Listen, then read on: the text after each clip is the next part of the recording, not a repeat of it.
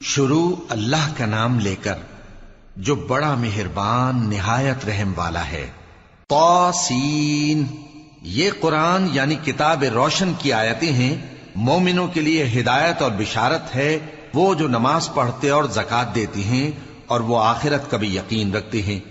جو لوگ آخرت پر ایمان نہیں رکھتے ہم نے ان کے اعمال ان کے لیے آراستہ کر دیے ہیں تو وہ بھٹکتے پھر رہے ہیں۔ یہی لوگ ہیں جن کے لیے برا عذاب ہے اور وہ آخرت میں بھی بہت نقصان اٹھانے والے ہیں۔ اور تم کو یہ قرآن اس حکیم و علیم کی طرف سے عطا کیا جاتا ہے۔ جب موسیٰ نے اپنے گھر والوں سے کہا کہ میں نے آگ دیکھی ہے، میں وہاں سے رستے کا پتہ لاتا ہوں یا کوئی شعلہ یعنی ایک انگارہ تمہارے پاس لاتا ہوں تاکہ تم آگ تاپو۔ جب موسیٰ اس کے پاس آئے تو ندا آئی کہ وہ جو آگ میں تجلی دکھاتا ہے بابرکت ہے اور وہ جو آگ کے ارد گرد ہے، اور اللہ جو تمام عالم کا پروردگار ہے پاک ہے۔ اے موسیٰ، میں اللہ ہوں، عزت والا، حکمت والا، اور اپنی لاٹھی ڈال دو۔ سو جب اسے دیکھا تو اس طرح حرکت کر رہی تھی گویا سانپ ہے، تو پیٹ پھیر کر بھاگے اور پیچھے مڑ کر نہ دیکھا۔ فرمایا، اے موسیٰ ڈرو مت، میرے پاس پیغمبر ڈرا نہیں کرتے۔ ہاں، جس نے ظلم کیا پھر برائی کے بعد اسے نیکی سے بدل دیا تو میں بخشنے والا مہربان ہوں۔ اور اپنا ہاتھ اپنے گریبان میں ڈالو، بے عیب سفید و روشن نکلے گا۔ ان دو معجزوں کے ساتھ جو 9 معجزوں میں داخل ہیں فرعون اور اس کی قوم کے پاس جاؤ کہ وہ بدکردار لوگ ہیں۔ پھر جب ان کے پاس ہماری روشن نشانیاں پہنچیں تو کہنے لگے یہ کھلا جادو ہے، اور بے انصافی اور غرور سے ان کو ماننے سے انکار کیا، جبکہ ان کے دل ان کو مان چکے تھے۔ سو دیکھ لو کہ فساد کرنے والوں کا انجام کیسا ہوا۔ اور ہم نے داؤد اور سلیمان کو علم بخشا، اور انہوں نے کہا کہ اللہ کا شکر ہے جس نے ہمیں اپنے بہت سے مومن بندوں پر فضیلت دی۔ اور سلیمان داؤد کے قائم مقام ہوئے اور کہنے لگے کہ لوگوں، ہمیں اللہ کی طرف سے پرندوں کی بولی سکھائی گئی ہے اور ہر چیز عنایت فرمائی گئی ہے، بے شک یہ اس کا خاص فضل ہے۔ اور سلیمان کے لیے جنوں اور انسانوں اور پرندوں کے لشکر جمع کیے گئے اور پھر ان کی جماعتیں بنائی گئیں، یہاں تک کہ جب چیونٹیوں کے میدان میں پہنچے تو ایک چیونٹی نے کہا کہ چیونٹیوں، اپنے اپنے بلوں میں داخل ہو جاؤ، ایسا نہ ہو کہ سلیمان اور اس کے لشکر تم کو کچل ڈالیں اور ان کو خبر بھی نہ ہو۔ تو وہ اس کی بات سے ہنس پڑے اور کہنے لگے کہ اے پروردگار، مجھے توفیق عنایت کر کہ جو احسان تو نے مجھ پر اور میرے ماں باپ پر کیے ہیں ان کا شکر کروں اور ایسے نیک کام کروں کہ تو ان سے خوش ہو جائے، اور مجھے اپنی رحمت سے اپنے نیک بندوں میں داخل فرما۔ اور جب انہوں نے پرندوں کا جائزہ لیا تو کہنے لگے کیا سبب ہے مجھے ہدہد نظر نہیں آتا؟ کیا کہیں غائب ہو گیا ہے؟ میں اسے سخت سزا دوں گا یا ذبح کر ڈالوں گا یا میرے سامنے اپنی بے قصوری کی واضح دلیل پیش کرے۔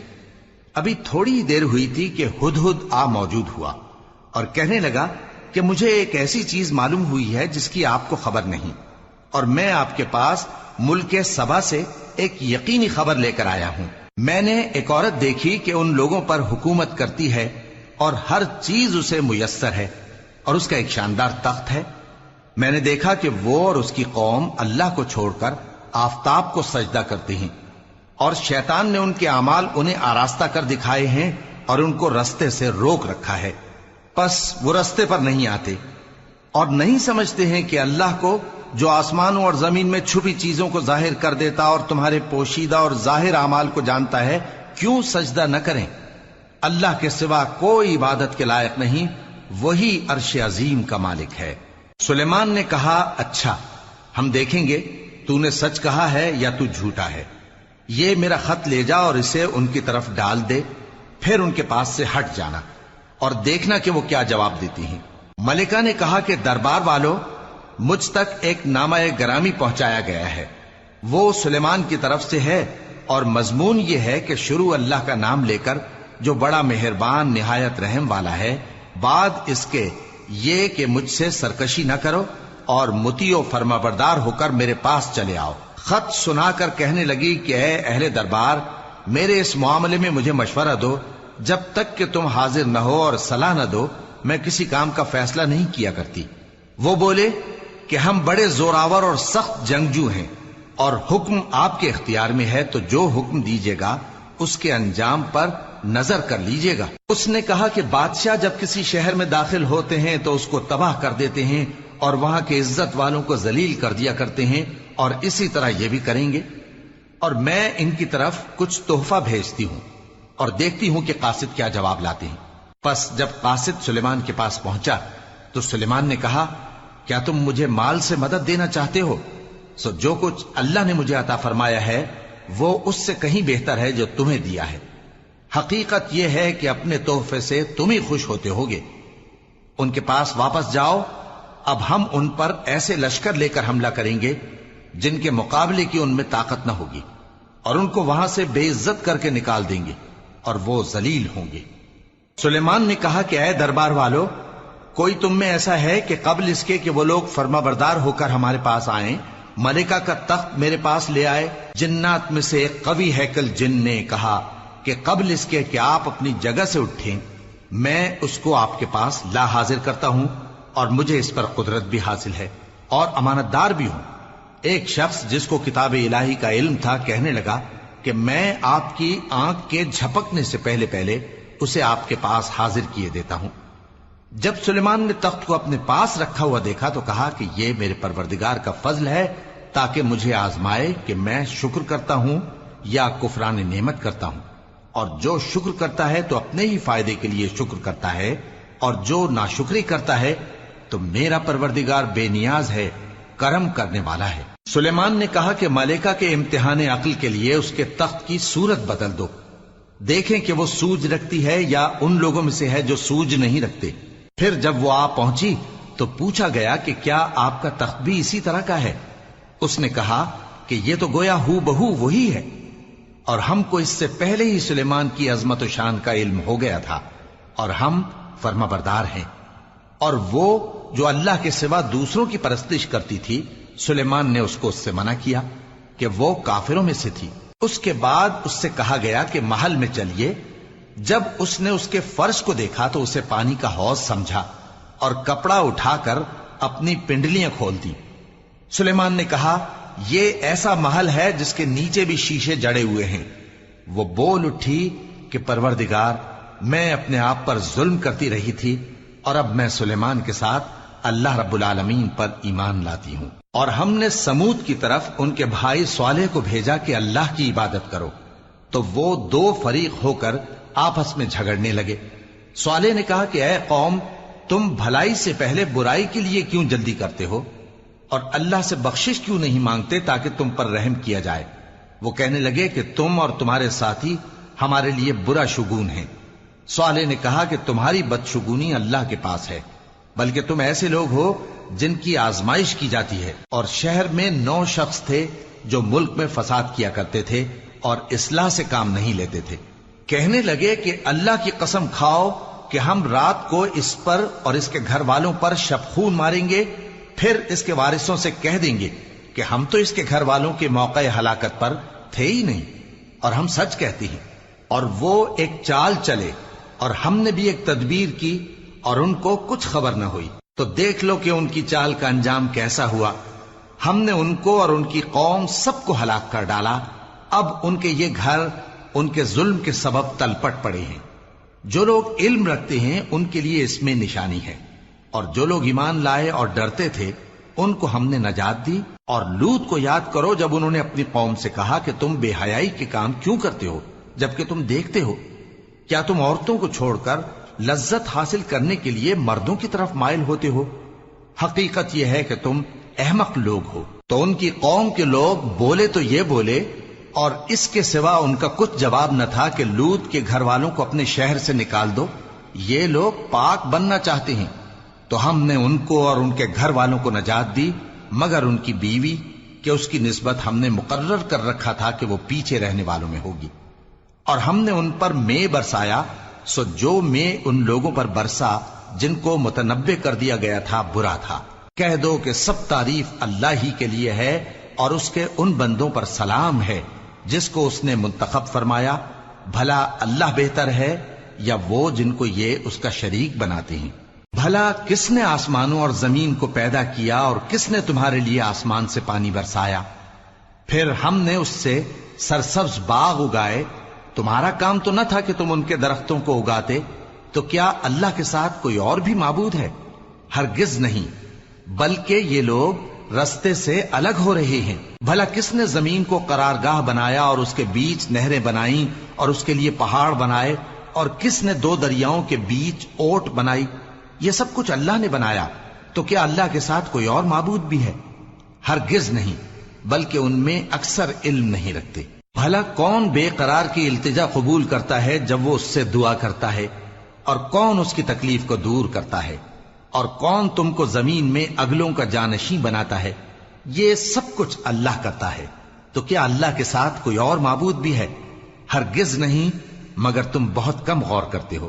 بھلا کون تم کو جنگل اور دریا کے اندھیروں میں رستہ بتاتا، اور کون ہواؤں کو اپنی رحمت کے آگے خوشخبری بنا کر بھیجتا ہے؟ یہ سب کچھ اللہ کرتا ہے، تو کیا اللہ کے ساتھ کوئی اور معبود بھی ہے؟ ہرگز نہیں۔ یہ لوگ جو شرک کرتے ہیں، اللہ کی شان اس سے بلند ہے۔ بھلا کون خلقت کو پہلی بار پیدا کرتا پھر اس کو دوبارہ پیدا کرے گا؟ اور کون تم کو آسمان اور زمین سے رزق دیتا ہے؟ یہ سب کچھ اللہ کرتا ہے، تو کیا اللہ کے ساتھ کوئی اور معبود بھی ہے؟ ہرگز نہیں۔ کہہ دو کہ مشرکو، اگر تم سچے ہو تو دلیل پیش کرو۔ کہہ دو کہ جو لوگ آسمانوں اور زمین میں ہیں اللہ کے سوا غیب کی باتیں نہیں جانتے، اور نہ یہ جانتے ہیں کہ کب زندہ کر کے اٹھائے جائیں گے، بلکہ آخرت کے بارے میں ان کا علم ختم ہو چکا ہے، بلکہ یہ اس کی طرف سے شک میں ہیں، بلکہ یہ اس سے اندھے ہو رہے ہیں۔ اور جو لوگ کافر ہیں کہتے ہیں کہ جب ہم اور ہمارے باپ دادا مٹی ہو جائیں گے تو کیا ہم پھر قبروں سے نکالے جائیں گے؟ یہ وعدہ ہم سے اور ہمارے باپ دادا سے پہلے سے ہوتا چلا آیا ہے، کہاں کا اٹھنا اور کیسی قیامت؟ یہ تو صرف پہلے لوگوں کی کہانیاں ہیں۔ کہہ دو کہ ملک میں چلو پھرو، پھر دیکھو کہ گناہگاروں کا انجام کیا ہوا ہے، اور ان کے حال پر غم نہ کرنا، اور نہ ان چالوں سے جو یہ کر رہے ہیں تنگ دل ہونا۔ اور کہتے ہیں کہ اگر تم سچے ہو تو یہ وعدہ کب پورا ہوگا؟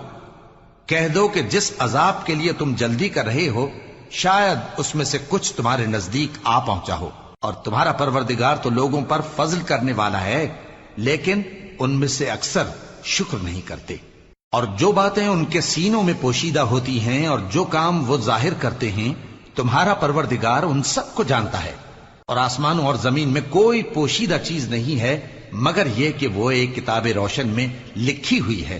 بے شک یہ قرآن بنی اسرائیل کے سامنے اکثر باتیں جن میں وہ اختلاف کرتے ہیں بیان کر دیتا ہے، اور بے شک یہ مومنوں کے لیے ہدایت اور رحمت ہے۔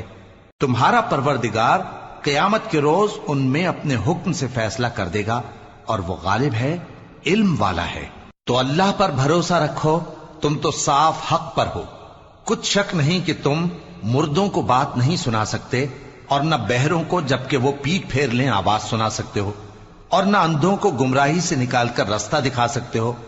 تم تو انہی کو سنا سکتے ہو جو ہماری آیتوں پر ایمان لاتے ہیں، پھر وہ فرما بردار ہو جاتے ہیں، اور جب ان کے بارے میں عذاب کا وعدہ پورا ہوگا تو ہم ان کے لیے زمین میں سے ایک جانور نکالیں گے جو ان سے باتیں کرے گا۔ یہ ہم اس لیے کریں گے کہ لوگ ہماری آیتوں پر ایمان نہیں لاتے تھے۔ اور جس روز ہم ہر امت میں سے ایک بڑے گروہ کو جمع کریں گے جو ہماری آیتوں کی تکذیب کرتے تھے، پھر ان کی جماعت بندی کی جائے گی، یہاں تک کہ جب سب آ جائیں گے تو اللہ فرمائے گا کہ کیا تم نے میری آیتوں کو جھٹلا دیا تھا، حالانکہ تم نے اپنے علم سے ان کا احاطہ تو کیا ہی نہ تھا؟ بھلا تم کیا کرتے رہتے تھے؟ اور ان کے ظلم کے سبب ان کے حق میں وعدہ عذاب پورا ہو کر رہے گا تو وہ بول بھی نہ سکیں گے۔ کیا انہوں نے نہیں دیکھا کہ ہم نے رات کو اس لیے بنایا ہے کہ اس میں آرام کریں، اور دن کو روشن بنایا ہے کہ اس میں کام کریں؟ بے شک اس میں مومن لوگوں کے لیے نشانیاں ہیں۔ اور جس روز سور پھونکا جائے گا تو جو لوگ آسمانوں میں اور جو زمین میں ہیں سب گھبرا اٹھیں گے مگر وہ جسے اللہ چاہے، اور سب اس کے پاس عاجز ہو کر چلے آئیں گے۔ اور تم پہاڑوں کو دیکھتے ہو تو خیال کرتے ہو کہ مضبوط جمے ہوئے ہیں، مگر وہ اس روز اس طرح اڑتے پھریں گے جیسے بادل۔ یہ اللہ کی کاریگری ہے جس نے ہر چیز کو مضبوط بنایا، بے شک وہ تمہارے سب افعال سے باخبر ہے۔ جو شخص نیکی لے کر آئے گا تو اس کے لیے اس سے بہتر بدلہ تیار ہے، اور ایسے لوگ اس روز گھبراہٹ سے بے خوف ہوں گے، اور جو برائی لے کر آئے گا تو ایسے لوگ औंधे मुंह दोजख में डाल दिए जाएंगे। तुमको तो उन्हीं अमाल का बदला मिलेगा जो तुम करते रहे हो। कह दो, मुझको यही इरशाद हुआ है कि इस शहर मक्का के मालिक की इबादत करूं जिसने इसको मुहतरम बनाया है और हर चीज उसी की है, और मुझे यह भी हुक्म हुआ है कि मैं फर्माबरदार रहूं और यह भी कि कुरान पढ़ा करूं। अब जो शख्स राह रास्त इख्तियार करता है तो अपने ही फायदे के लिए इख्तियार करता है, और जो गुमराह रहता है तो कह दो कि मैं तो सिर्फ खबरदार करने वाला हूं। और कहो कि अल्लाह का शुक्र है, वो तुमको अनकरीब अपनी निशानियां दिखाएगा तो तुम उनको पहचान लोगे, और जो काम तुम करते हो तुम्हारा परवरदिगार उनसे बेखबर नहीं है।